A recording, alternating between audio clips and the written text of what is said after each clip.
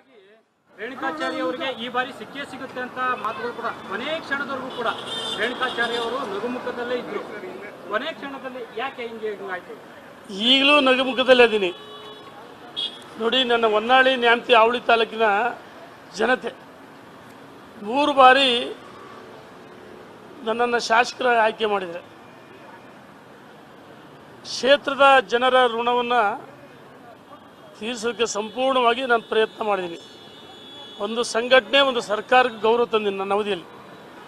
ಬಹುಶಃ ಕೋವಿಡ್ ಬಂದಂಥ ಸಂದರ್ಭದಲ್ಲಿ ನನ್ನ ನಡವಳಿಕೆ, ನನ್ನ ಬದ್ಧತೆ, ನನಗಿರ್ತಕ್ಕಂಥ ಇಚ್ಛಾಶಕ್ತಿ ಕೇವಲ ರಾಜ್ಯದ ಜನತೆ ಅಷ್ಟೇ ಅಲ್ಲ, ನಮ್ಮ ಕರ್ನಾಟಕ ದೇಶ ವಿದೇಶದಲ್ಲಿರ್ತಕ್ಕಂಥವ್ರು, ಹೊರ ರಾಜ್ಯಗಳಿಂದ ಸಾಕಷ್ಟು ಪ್ರಶಂಸೆಯ ಸುರಿಮಳೆ ಆಯಿತು. ಪ್ರಾಮಾಣಿಕವಾಗಿ ನನ್ನ ಕ್ಷೇತ್ರದ ಕೆಲಸ ಮಾಡಿದ್ದೀನಿ. ಈ ಮಂತ್ರಿಗಿರಿ ಯಾವುದು ಶಾಶ್ವತ ಅಲ್ಲ. ನಾನು ಜನ ಆಯ್ಕೆ ಮಾಡಿದರೆ ಜನರ ಜೊತೆಗಿರ್ತೀನಿ, ಕ್ಷೇತ್ರ ಅಭಿವೃದ್ಧಿ ಮಾಡಿದ್ದೀನಿ. ಜನರ ಆರೋಗ್ಯದ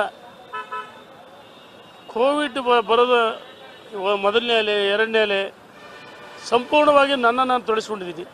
3ನೇ ಅಲೆ ಬರುತ್ತೆ ಅಂತ ಒಂದು ಏನು ಆರೋಗ್ಯ ತಜ್ಞ ತಡೆಯೋದಕ್ಕೆ ಸಂಪೂರ್ಣವಾಗಿ ಕ್ಷೇತ್ರದಲ್ಲಿ ಪ್ರಯತ್ನ ಮಾಡಿದ್ದೀನಿ. ನಾನು ಎಷ್ಟೇ ಒತ್ತಡದಲ್ಲಿದ್ದು ನನ್ನ ಜೀವನದಲ್ಲಿ ಕ್ಷೇತ್ರ ಮರೆತಿಲ್ಲ. ನಾನು ಯಾವತ್ತೂ ಮಾಲೀಕ ಅಲ್ಲ, ಸೇವಕನಾಗಿ ಕೆಲಸ ಮಾಡಿದ್ದೀನಿ. ಕೆಲವರು ಚುನಾವಣೆ ಪೂರ್ವದಲ್ಲಿ ಮತದಾರರಿಗೆ ಸೇವಕರಿದ್ದರೆ ಚುನಾವಣೆ ಆದಮೇಲೆ ಮಾಲೀಕರಾಗ್ತಾರೆ. ಆದರೆ ನಾನು ಆ ಥರ ಅಲ್ಲ. ಸದಾ ಸೇವಕ, ಕ್ಷೇತ್ರದ ಸೇವಕ, ಜನರ ಸೇವಕ, ಜನಸೇವಕ, ಮನೆಯ ಮಗ, ಸಹೋದರನ ಕೆಲಸ ಮಾಡಿ ತೃಪ್ತಿ ಇದೆ. ಒಂದು, ನಾನು ಈ ಹಿಂದೆ 2 ನಿಗಮದ ಅಧ್ಯಕ್ಷ ಕೆಲಸ ಮಾಡಿದ್ದೀನಿ, ಸಚಿವನಾಗಿ ಕೆಲಸ ಮಾಡಿದ ಅನುಭವ ಇದೆ. ನಾನು ಖಂಡಿತ ಲಾಬಿ ಮಾಡಿಲ್ಲ. ಕ್ಷೇತ್ರದಲ್ಲಿ ಅತಿವೃಷ್ಟಿ ಆದಾಗ ಕಳೆದ 4-5 ದಿವಸಗಳಿಂದ ಕ್ಷೇತ್ರದಲ್ಲಿ ವಾಸ್ತವ್ಯ ಮಾಡಿ ಕೆರೆಕಟ್ಟೆಗಳು, ನಾಲೆಗಳು ಒಡೆದೋದ ಸಂದರ್ಭದಲ್ಲಿ ಬೆಳೆ ನಷ್ಟ ಆಗಿದ್ದು ಲಸಿಕೆ ಕೊಡಿಸ್ತಕ್ಕಂಥ ಪ್ರಯತ್ನ ಮಾಡಿದ್ದೀನಿ. ಲಸಿಕೆ ಮೊನ್ನೆ ಒಂದೇ ದಿವಸಕ್ಕೆ 5700 ಲಸಿಕೆ ಕೊಡಿಸಿದ್ದೀನಿ. ಹೊನ್ನಾಳಿ ಮತಕ್ಷೇತ್ರದಲ್ಲಿ ನಾನು ನ್ಯಾಮತಿಲಿ ಪ್ರತಿ ಲಸಿಕೆ ಎಲ್ಲೆಲ್ಲಿ ಕೊಡ್ತಾ ಇದ್ದೀವಿ, ಹಳ್ಳಿಗಳಿಗೆಲ್ಲ ಲಸಿಕೆ ಕಳಿಸ್ತಾ ಇದ್ದೀನಿ. ಅಲ್ಲಿ ಟೆಸ್ಟ್ ಮಾಡಿ ನಾನು ಲಸಿಕೆ ಕೊಡ್ತಾ ಇದ್ದೀನಿ. ನಾನೇನು ಯಾವುದು ಕಾಡಿಬೇಡಿ ಮಂತ್ರಿ ಆಗ್ತಕ್ಕಂಥ ಅವಶ್ಯಕತೆ ನನಗಿಲ್ಲ. ಲಾಬಿ ಮಾಡಿದರೆ ನಾನು ಮಂತ್ರಿ ಆದ, ನಾನು ಲಾಬಿ ಮಾಡಿಲ್ಲ. ಬಹುಶಃ ಯಾರು ಸಮರ್ಥರಿದ್ರೆ ಅವ್ರಿಗೆ ಕೊಟ್ಟಿರ್ಬೋದು. ಹಾಗಾಗಿ ಅದ್ರ ಬಗ್ಗೆ ಹೆಚ್ಚು ತಲೆಕೆಡಿಸಲ್ಲ. ಒಟ್ಟಾರೆಯಾಗಿ ಮಾನ್ಯ ಮುಖ್ಯಮಂತ್ರಿಗಳಿಗೂ ಸಚಿವರಿಗೂ ಒಳ್ಳೇದಾಗಲಿ ಅಂತೇಳಿ ನನ್ನ ಕಡೆಯಿಂದ ಶುಭವನ್ನು ಕೋರ್ತೀನಿ.